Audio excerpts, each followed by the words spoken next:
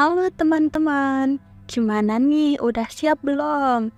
Kali ini kita akan membahas teori ekonomi Malthus.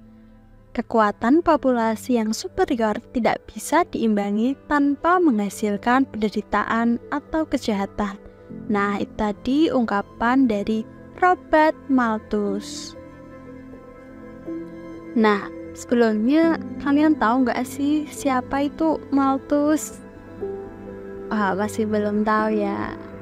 Coba mari kita belajar bersama. Thomas Robert Malthus ialah seorang ilmuwan teori yang lahir di Surrey, Inggris pada 13 Februari 1766 dari keluarga yang kaya. Malthus dibaptis dengan nama Thomas Robert, tetapi selalu dikenal sebagai Robert atau Bob oleh keluarga dan kawannya. Sebagai putra bungsu dari 8 bersaudara, dia sangat akrab dengan persoalan kelebihan penduduk. Iman Kristennya menganjurkan dibentuknya keluarga yang besar. Dalam Genesis, Tuhan memerintahkan Adam dan Hawa untuk memperbanyak keturunan dan mengisi bumi, dan pandangan umum saat itu ialah banyak anak banyak rezeki. Pada 1784, Malthus masuk ke Universitas Cambridge mengambil jurusan matematika dan bahasa, dan dia mempelajari 5 bahasa. Dia senang bermain kriket dan menikmati kehidupan sosial, dan ikut bergabung dengan banyak klub di sepanjang hidupnya. Setelah lulus pada 1788, dia mengikuti Holy Order dan menjadi pendeta untuk gereja Inggris yang mensyaratkan untuk hidup selibat. Dia meninggalkan statusnya sebagai pendeta setelah bekerja 6 tahun karena dia memutuskan untuk menikah pada 1804. Kelak pada masa akhir hidupnya, dia menggunakan gelar yang mulia dalam usahanya untuk membela pandangannya yang kontroversial tentang populasi. Kalian tahu nggak guys, kenapa sih Malthus itu baru mau diambil gambarnya saat ia udah berusia 67 tahun? Ini dikarenakan dia memiliki cacat sejak lahir yang menurun di keluarganya. Dia dilahirkan dengan langit-langit mulut yang sedikit cacat sehingga mempengaruhi bicaranya dan menghantui dirinya sepanjang hayatnya. Seorang perempuan pernah mengatakan tentang mulutnya yang kasar dan suaranya yang mengerikan. Namun, ada perempuan lain yang tidak terganggu dengan wajahnya yang sedikit aneh, dan mereka melihat bahwa dia cukup tampan. Meskipun demikian, Malthus sangat malu dengan cacatnya ini, sehingga dia hanya mau dilukis sekali saja dalam hidupnya. Dan itu dilakukan pada tahun 1833, setahun sebelum dia meninggal. Sang pelukis pun membuat cacat di mulutnya itu tidak terlihat seperti yang ada di gambar di samping. Baik, selanjutnya yaitu latar belakang mengenai teori Malthus. Di dalam buku yang diterbitkan oleh Thomas Malthus yang berjudul An Essay on the Principle of Population, Malthus mengungkapkan bahwasannya pertumbuhan dan pembangunan ekonomi sebagai konsep perlombaan hasil yang semakin berkurang. Yang pada intinya mengatakan bahwasannya sumber daya bumi tidak bisa mengimbangi kebutuhan populasi yang terus bertambah. Pemikiran yang muram ini mengubah lanskap ekonomi dan politik dengan cepat melenyapkan pandangan positif Adam Smith, karyawan karibnya David Ricardo, dan menegaskan.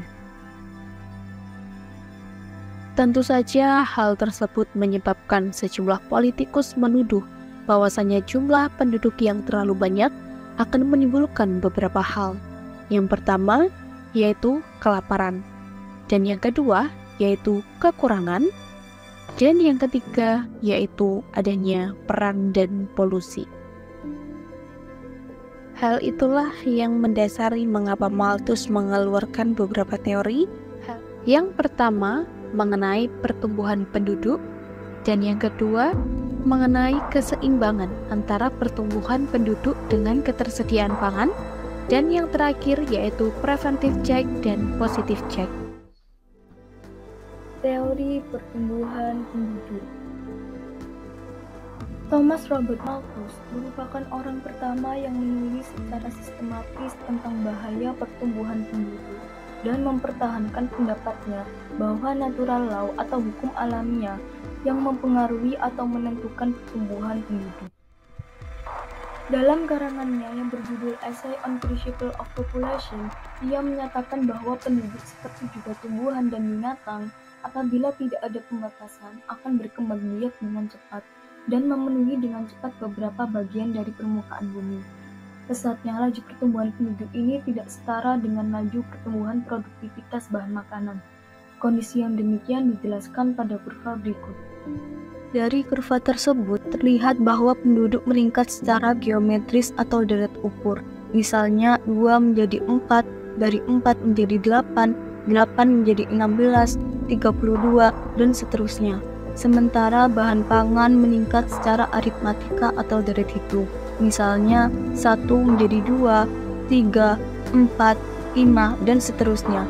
Kondisi inilah yang menyebabkan bahan pangan selalu kalah oleh jumlah pertumbuhan penduduk. Lalu bagaimana sih upaya Malthus dalam membatasi terjadinya ketidakseimbangan antara jumlah penduduk dan bahan pangan? Thomas Robert Malthus mengatakan upaya pembatasan ini bisa dilakukan dengan cara positive checks dan juga preventive checks. Positive checks ialah pengurangan penduduk melalui proses kematian. Positive checks ini terbagi menjadi 2, yaitu kejadian pencabutan nyawa dan kemelaratan. Misalnya seperti akibat dari epidemi, bencana alam, peperangan, atau kekurangan makanan. Lalu preventive checks ialah pengurangan penduduk dengan penekanan kelahiran. Penekanan kelahiran ini bisa dilakukan dengan moral restraint atau pengekangan diri dan vice perbuatan jahat, seperti pengguguran kandungan dan penggunaan alat-alat kontrasepsi. Selanjutnya, di dalam visi muram Malthus dan pengikutnya adalah penurunan angka kelahiran di paruh kedua abad 20, baik di negara industri maju maupun berkembang. Dalam banyak budaya, memiliki banyak anak akan meningkatkan kemungkinan bahwa orang tuanya akan mendapat banyak perawatan saat usia lanjut, di mana anak-anak dianggap sebagai aset keuangan yang berharga yang dapat memberikan pendapatan di masa depan. Dengan bertambahnya pendapatan sekarang ini, maka tidak lagi dibutuhkan lebih banyak anak, dan membesarkan anak-anak kini dianggap membutuhkan biaya yang mahal. Penurunan jangka panjang dalam angka kehamilan disebabkan oleh 2 faktor, yaitu yang pertama terobosan pengobatan dan yang kedua naiknya pendapatan. Oleh karena itu, teknologi medis yang lebih baik, nutrisi yang lebih baik, sanitasi yang lebih baik, dan perawatan kesehatan yang lebih baik, maka pasangan suami istri merasa bahwa mereka tidak perlu melahirkan lebih banyak anak untuk mengganti anak-anak yang meninggal. Nah, selanjutnya ada pendapat Malthus tentang sumber daya yang terbatas. Menurut Malthus, penduduk mampu bertambah menurut deret ukur 2, 4, 8, 16, 32, dan seterusnya. Artinya, populasi manusia sangatlah produktif untuk menghasilkan keturunan. Sedangkan bahan pangan hanya mampu bertambah secara daya hitung 2, 3, 4, 5, 6, dan seterusnya. Artinya, produktivitas dari sumber daya alam yang lambat diyakini tidak akan cukup untuk memenuhi semua kebutuhan manusia dan sulit bagi manusia untuk mempertahankan kehidupan. Tetapi, Malthus tidak memberikan alasan untuk pendapatnya bahwa kehidupan tanaman dan hewan tidak seproduktif populasi manusia. Dia hanya mengatakan bahwa alam menyebarkan benih kehidupan seluas-luasnya dan sebebas-bebasnya, tetapi alam tidak cukup ruang dan gizi untuk membesarkan benih itu. Adapun faktor-faktor penghambat pertumbuhan bahan pangan adalah: yang pertama, kurang luasnya lahan untuk menanam bahan pangan. Menurutnya, tanah dapat berubah menjadi tidak subur, sedangkan manusia akan terus bertambah. Selanjutnya adalah karena teknologi yang kurang canggih untuk mengolah lahan. Ia tetap pesimis bahwa tanah tetap tidak akan subur meskipun nantinya terdapat teknologi. Yang terakhir, karena sistem atau pola kepemilikan lahan. Banyak manusia-manusia yang akan memperebutkan tanah sehingga menurutnya akan terjadi epidemi. Sehingga teorinya ini menyatakan bahwa persediaan makanan tidak dapat mengimbangi pertumbuhan dan populasi manusia, yang pada akhirnya akan mengakibatkan kelaparan, penyakit, dan perang. Selanjutnya ada pendapat Malthus mengenai pendapatan yang menurun. Hukum pendapatan yang menurun ini diungkapkan oleh Malthus yang mengembangkan konsep kelangkaan ini pada buku-buku edisi berikutnya. Malthus berpendapat bahwa sarana-sarana untuk mendukung kehidupan manusia dibatasi oleh kelangkaan tanah, oleh besarnya tanah yang gersang di muka bumi, dan oleh menurunnya proporsi penduduk yang harus selalu dihasilkan dari penambahan kapital yang terus-menerus terhadap tanah yang sudah ditanami. Nah, dari pendapat dan pemikiran Malthus tersebutlah yang akhirnya muncul sebuah teori baru, yaitu sumber daya alam yang cenderung terus-menerus berkurang. Inilah yang sekarang dikenal sebagai hukum pendapatan yang menurun. Oke, dari situlah akhirnya Malthus dianggap sebagai ekonom pertama yang mengembangkan konsep penting ini dalam ilmu ekonomi. Malthus mengacu pada fakta bahwa saat seseorang menambah lebih banyak kapital atau tenaga kerja pada suatu tanah dengan luas tertentu, maka penambahan produksi atau outputnya akan semakin melambat. Malthus memperingatkan bahwa sebagian besar tanah yang subur dan sumber daya alam akan berkurang, dan kita akan mengalami penurunan kualitas tanah dan sumber daya seiring dengan berjalannya waktu.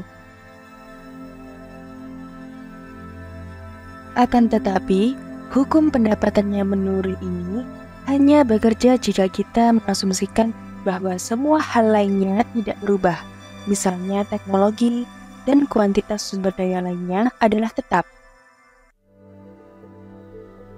Sedangkan kenyataannya, dalam jangka panjang, tidak ada input yang bersifat tetap, entah itu tanah, tenaga kerja, atau modal. Lalu, apakah benar sesungguhnya arti penting tanah itu adalah tetap dan tidak berkurang? Ya, tentu saja tidak. Nah, sesungguhnya arti penting tanah dari segi ekonomi sesungguhnya mulai berkurang di dunia modern.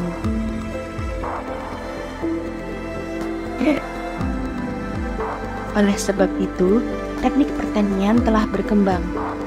Sayangnya, Malthus dan murid-muridnya mengabaikan tentang fakta ini. Next, relevansi teori Malthus dengan kondisi saat ini.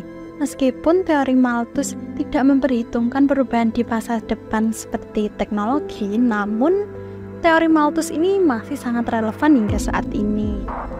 Yang pertama, penerapan kebijakan negara dalam masalah kependudukan, yaitu program KB 2 anak cukup. Program ini dapat mengurangi pertumbuhan penduduk, khususnya di negara berkembang.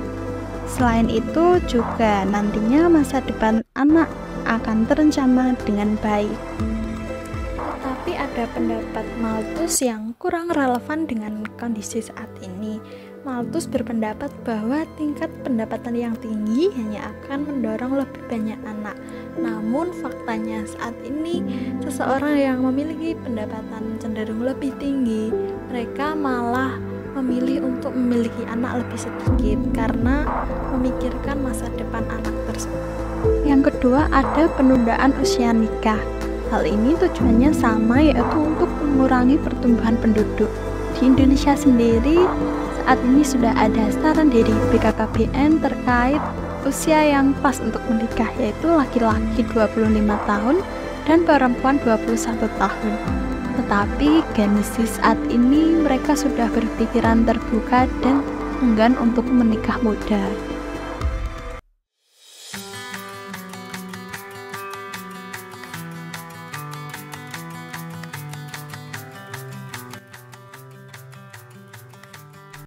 Yang ketiga ada hukum penambahan hasil yang semakin berkurang atau the law of diminishing return. Malthus dianggap tokoh ekonomi pertama yang mengembangkan konsep penting dalam ilmu ekonomi ini. Hukum ini sangat relevan hingga saat ini, di mana ketika ada penambahan tenaga kerja yang berlebih, maka penambahan produksi atau outputnya malah melambat, yang cenderung tidak efektif.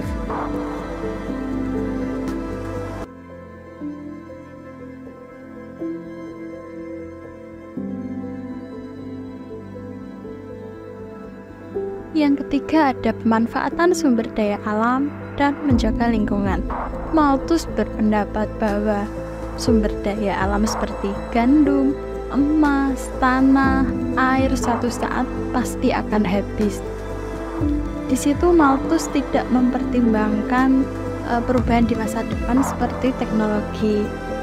Dan faktanya saat ini dengan teknologi malah semua itu bisa berkembang lebih baik setiap tahunnya. Nah, meskipun begitu tetap saja teori Malthus ini dapat kita gunakan untuk berjaga-jaga, karena jika tidak dikelola dengan baik, lingkungan dan juga sumber daya ini bisa rusak.